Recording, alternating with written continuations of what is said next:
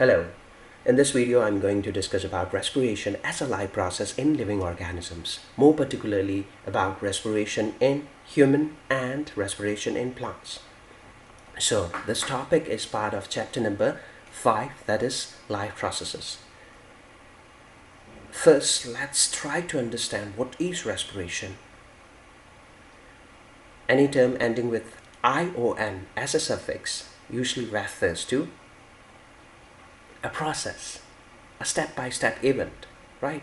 So respiration is equal to breathing plus cellular respiration. I'm putting forward this equation to make your understanding clear, but this equation shouldn't be written in your writings. We usually write down by describing the words. So respiration is equal to breathing plus cellular respiration. Not just breathing, it is about cellular respiration also. Now, what is breathing? To understand breathing, you were learning a lot in your lower classes that air in the atmosphere is rich in oxygen, and whenever we take in oxygen and after transportation of oxygen to every cells in our body, all the cells in our body will use up oxygen, and there is production of carbon dioxide, and carbon dioxide is not required for us. These on accumulation will become harmful, so it has to be removed out. So breathing is a biological process in which we are taking in air rich in oxygen and we are removing out carbon dioxide which is accumulated inside our cells. So breathing can be described simply by putting forward this equation. Breathing is equal to taking in breath and taking out breath. So breathing is equal to inhalation or inspiration. Inhalation and inspiration are synonym, which refers to taking in breath. Now opposite of that is expiration or exhalation. So breathing is equal to inhalation, taking in breath, plus we are removing out carbon dioxide rich air present in our system. So breathing involves inhalation plus exhalation. Now after understanding what is breathing, now what is cellular respiration? Cellular, the term cellular here refers to cell. The process is occurring in cell. Now cellular respiration can be understood easily by putting forward this equation. We used to eat different foods, and most of the carbohydrate foods, after breaking down, there is production of glucose in our cells. Now after breaking down of glucose in our digestive system and after transportation of glucose to all the cells, in every cell there is oxidation or combustion of glucose in presence of oxygen occurs, and there is production of energy in the form of ATP along with byproducts like carbon dioxide and water molecule. Carbon dioxide has to be removed out from our cells. So cellular respiration is breaking down of simple food components like glucose, mostly carbohydrate. Glucose is carbohydrate, and glucose is breaking down in mitochondria of our cells, and thereby production of energy occurs in the form of adenosine triphosphate. Now respiration is equal to breathing plus cellular respiration. In all the living organism, respiration differs. We have wide range of living organisms existing on this planet Earth. Now, not all the living organisms are following same pattern of respiration. Some follow respiration differently. In some living organism, respiration is not occurring in presence of oxygen. Now let's see. The simplest form of carbohydrate that is used for production of energy is glucose. Glucose is hexose. hexose having 6 carbon molecules. Now, glucose in the cell will be broken down into pyruvate, 3 carbon molecule, along with some energy. And this process is occurring in cytoplasm of cell. Now, in us, we have mitochondria in our cell. Now, in mitochondria of our cell, there is oxidation of pyruvate. Pyruvate is again broken down in presence of oxygen, and that process is called as aerobic respiration. Aerobic here refers to in presence of air. So aerobic respiration occurs in presence of oxygen inside mitochondria, and complete combustion of pyruvate occurs, or complete combustion of glucose occurs, thereby production of 1 carbon molecule called carbon dioxide, which has to be removed out from our system. Along with that, energy is produced. Around 38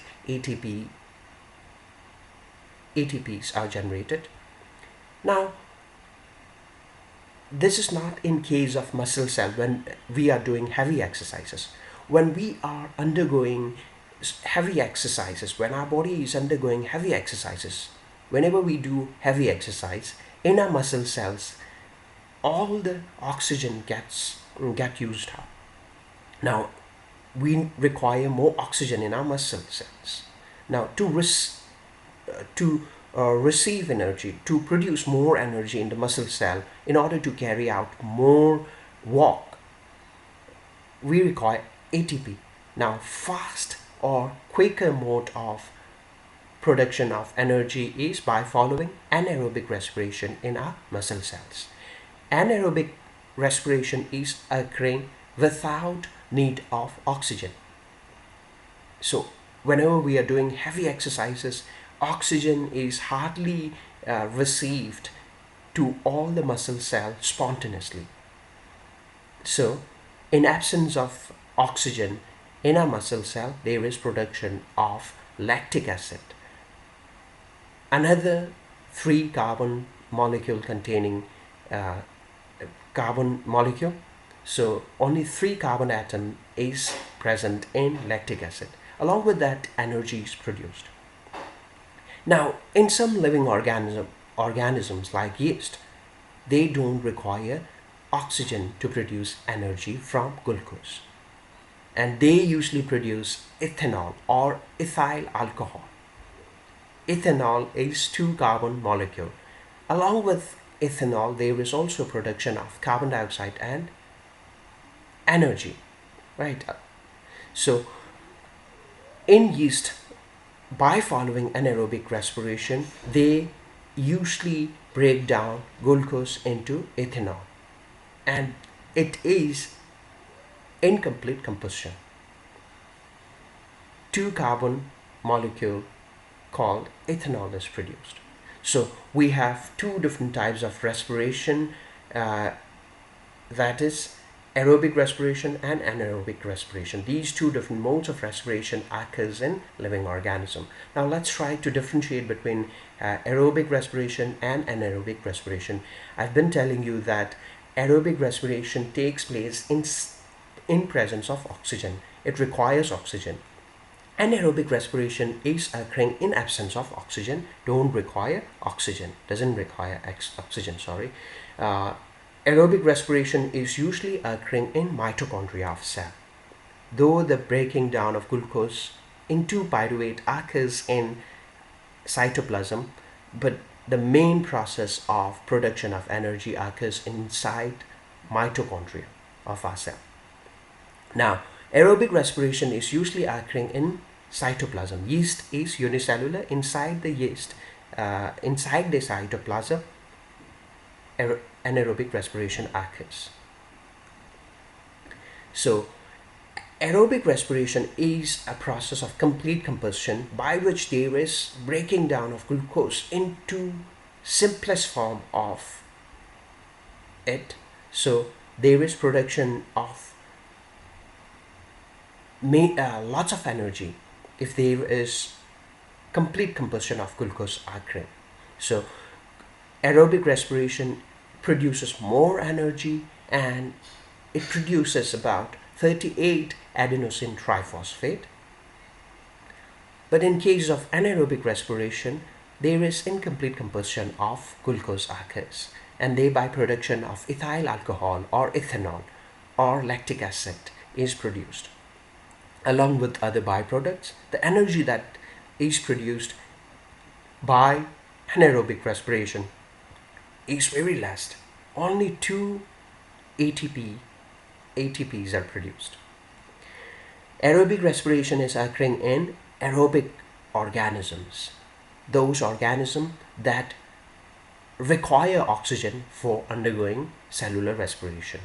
Anaerobic respiration is occurring in anaerobic organisms like bacteria and yeast, where they don't require oxygen for undergoing respiration. We respire, or we require oxygen for breaking down of glucose to produce energy.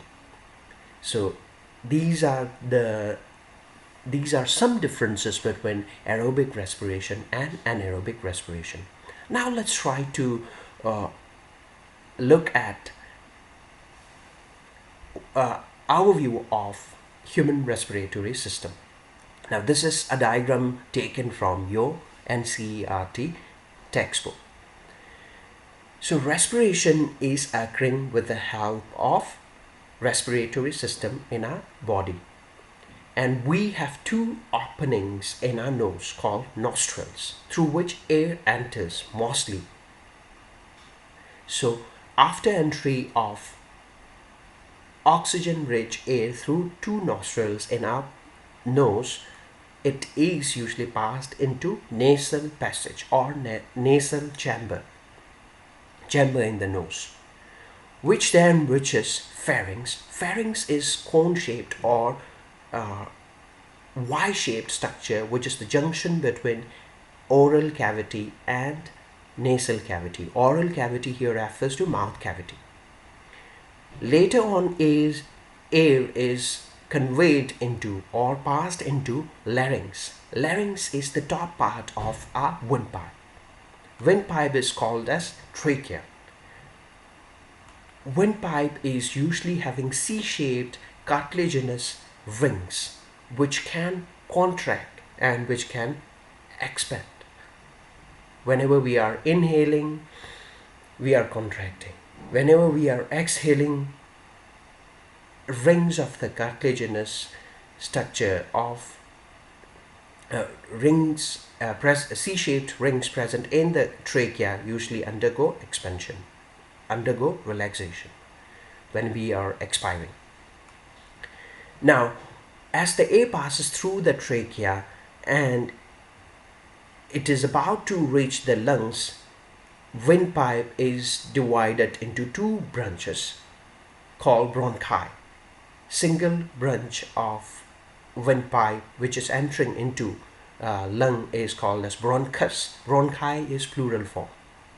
And after bronchi, it enters into different branches of respiratory pipes or tract called bronchioles. Bronchioles will finally reach alveoli or alveolar sac. Alveolar sac. Alveoli is plural form of alveolus.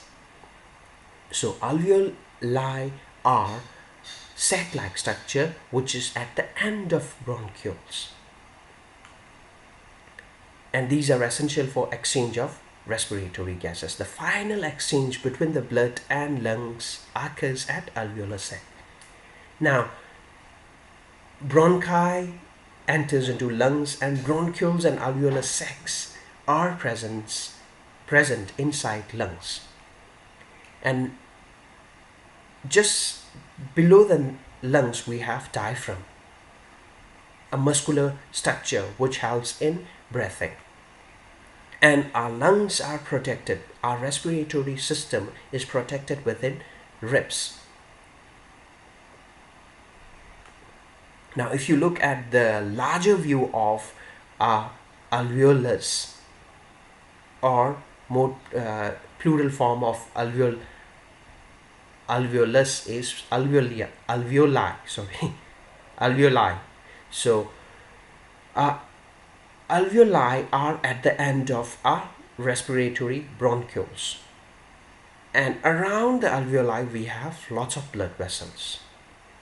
So this is what parts of respiratory system. This diagram is showing you all different parts of respiratory system. Now, the main function of our respiratory system is to obtain air rich in oxygen and transporting it to all the cells in our body, and removal of carbon dioxide accumulated in our cells to atmosphere, or removal from our cells to atmosphere.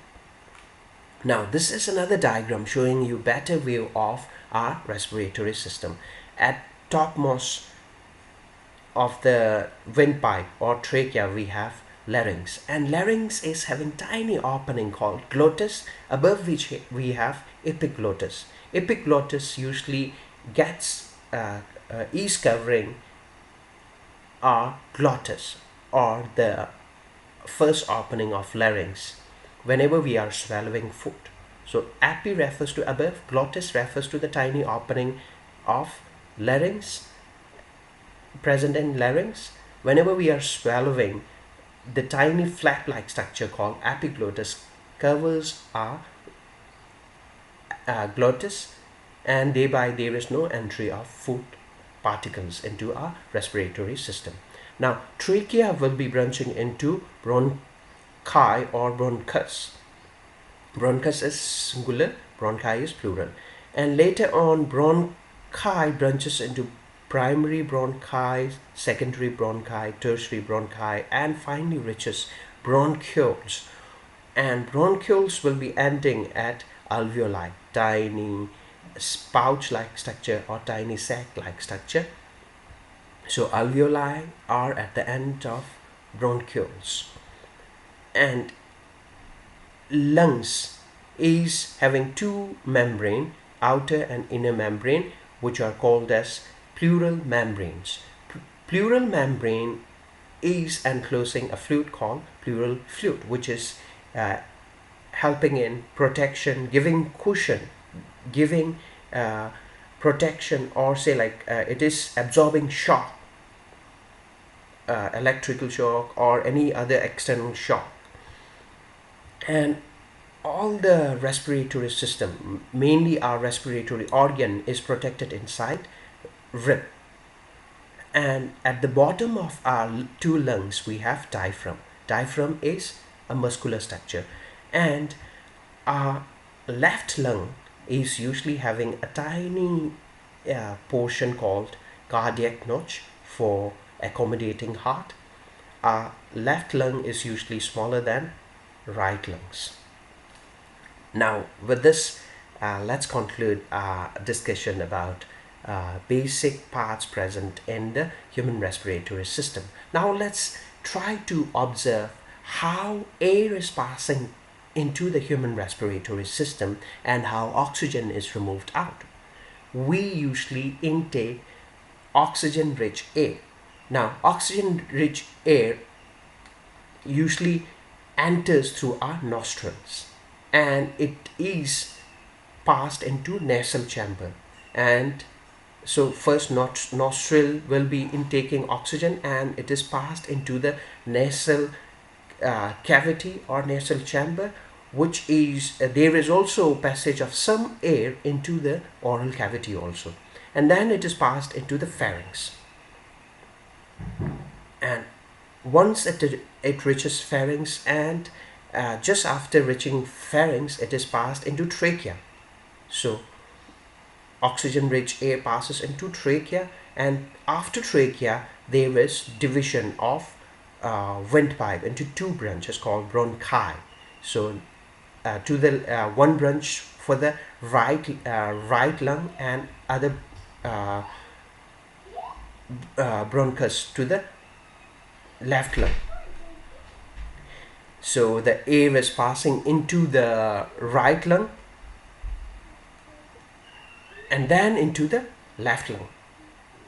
So first air passes into trachea, and trachea branches into right and left bronchi or primary bronchi, which will be again branching into secondary and tertiary bronchi. Finally, air reaches all the bronchioles, tiny pipes, respiratory tracts, and then it transports oxygen-rich air into alveoli. Alveoli are the site of exchange of respiratory gases. And finally, around alveoli we have blood vessels, which are helping in exchange of blood vessels are usually having one cell thick layer, which help in exchange of carbon dioxide and oxygen. And finally, air in the lungs will be transported to all parts of our body or to all the cells, to every cell, with the help of hemoglobin. Hemoglobin is a protein which is present on the red blood cell. So red blood cells are having hemoglobin, a protein called hemoglobin, which are helping in exchange, which are helping in transport of respiratory gases like carbon dioxide and oxygen. So hemoglobin is mainly responsible for transportation. Hemoglobin is mainly responsible for transport of oxygen and carbon dioxide. Now, in all the body cells, after using up oxygen for breaking down of glucose, there is production of carbon dioxide. Now, carbon dioxide has to be removed out, and it is removed by following the pathway opposite to the pathway which is followed by oxygen. Now, in all our body cells, carbon dioxide is accumulated, which is transported back to lungs by our hemoglobin.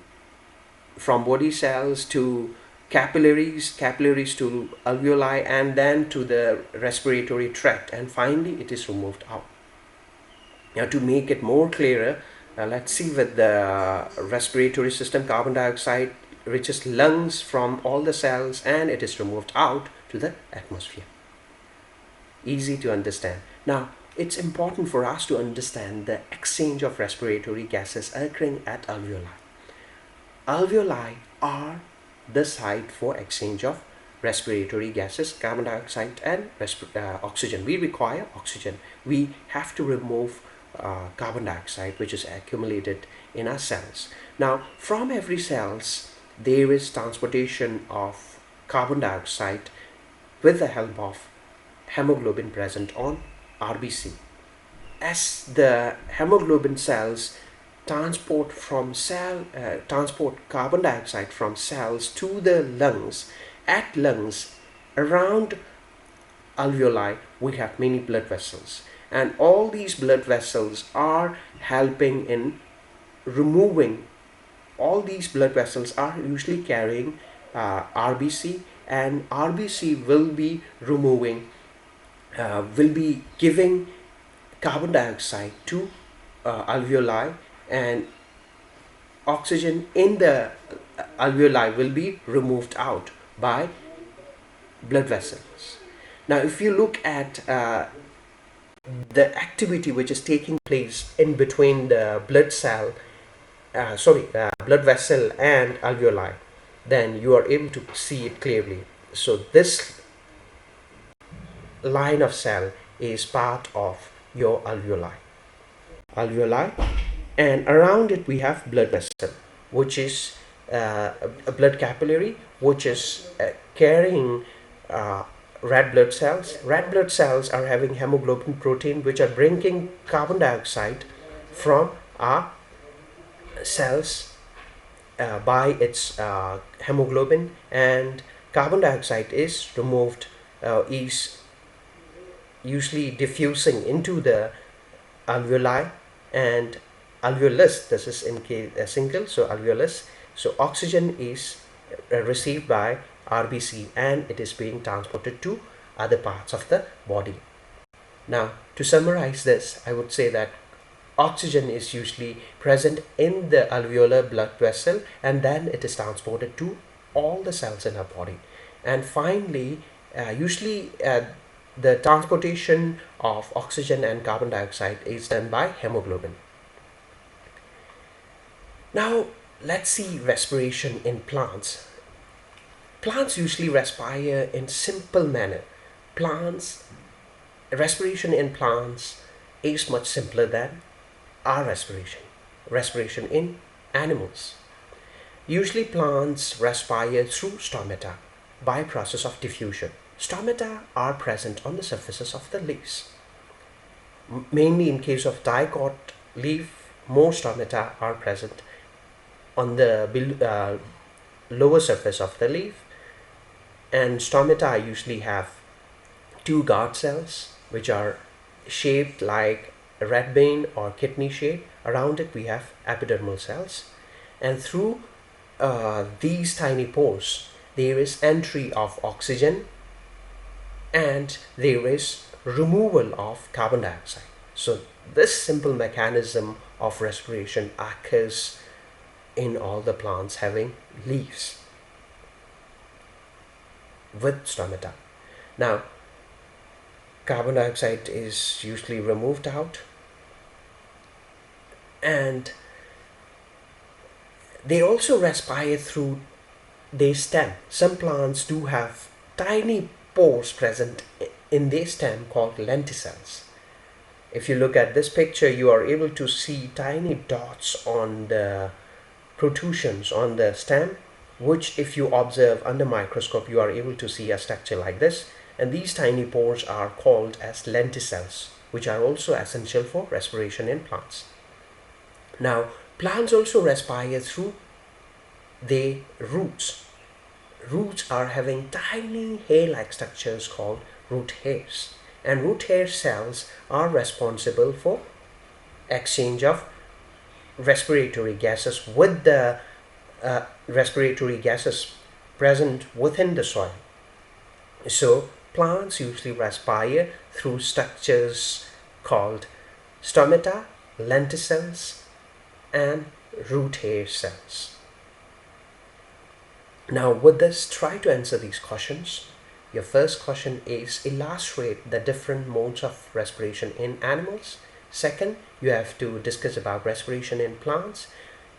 You also have to state the differences between aerobic and anaerobic respiration in the third question. Fourth question, you have to draw a well-labeled diagram of human respiratory system, which is important to understand mechanism of respiration in human. You have to understand how to draw a good diagram of human respiratory system. And fifth, where do the exchange of respiratory gases take place in human? We had discussed. So with this, without discussing much, I would end my discussion about respiration in living organism in brief. We had discussed about respiration in human, respiration in plants, and we also had discussed about respiration in yeast. So with this, we also have differentiated between aerobic respiration, anaerobic respiration. So these are important for you to remember. So thank you, stay safe, take care.